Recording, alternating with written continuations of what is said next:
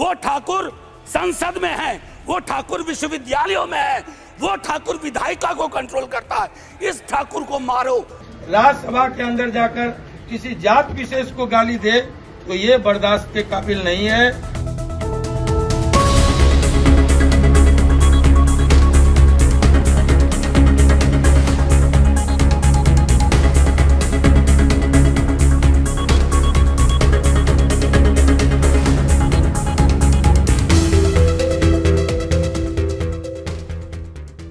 ये कविता पढ़ के खत्म करूंगा और जय हिंद बोल दूंगा।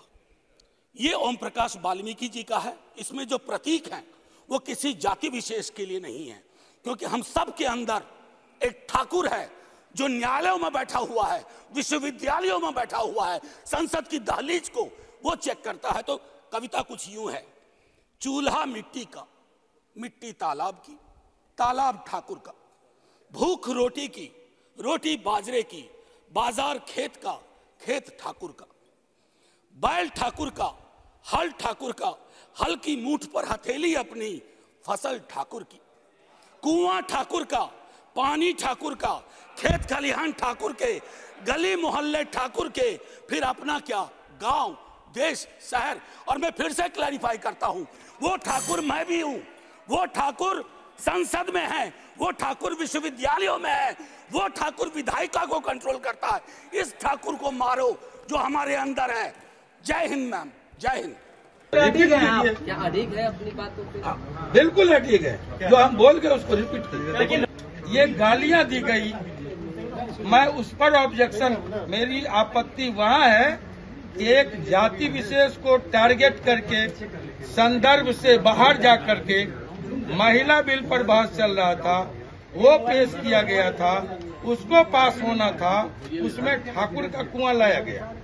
ये एक बीमार मानसिकता का द्योतक है। ये पूर्वाग्रह से ग्रसित व्यक्ति का संकीर्ण मानसिकता का परिचायक है और मैं उसके खिलाफ खड़ा हुआ। आज कोई सांसद निकले लोकतंत्र के सबसे बड़े मंदिर में अगर किसी धर्म विशेष को गाली दे, कोई सांसद निकले राज्यसभा के अंदर जाकर किसी जात विशेष को गाली दे तो ये बर्दाश्त के काबिल नहीं है। लोकतंत्र के आप चौथे स्तंभ हैं, आप लोकतंत्र के पारुआ हैं कि ठाकुर को मारो, अपने अंदर के ठाकुर को मारो। ये बार बार दोहराना ये कतई बर्दाश्त के लायक नहीं है और इसको कोई भी लोकतंत्र के मूल्यों में यकीन करने वाला कोई व्यक्ति कभी बर्दाश्त नहीं करेगा। आपने फिटकिरी का नाम सुना है? पहले लोग दाढ़ी बनाते थे तो फिटकिरी का इस्तेमाल करते थे, सेब के बाद करते थे ना। आप उस फिटकिरी का एक काम है, एक बड़ा काम है। एक तो ये कीटाणुनाशक है और दूसरा काम क्या है कि 1 टन, 1 क्विंटल आप 1 ड्रम दूध ले लीजिए, 1 ढेला फिटकिरी उसमें डाल दीजिए, दूध फट जाएगा, जमने ही नहीं देगा। तो मैं आपको बोलूं कि एक फिटकिरी जहां है वो नहीं चाहता है इस देश, इस प्रदेश में जो मार्शल कौमें हैं, जो कृषक जातियां हैं, वो इकट्ठा हो। एजेंट बन के पार्टियों में बैठे हुए हैं। किसके एजेंट है सर? किनके एजेंट? और किसके होंगे? जिनका केंद्र में सरकार है उनके एजेंट हैं।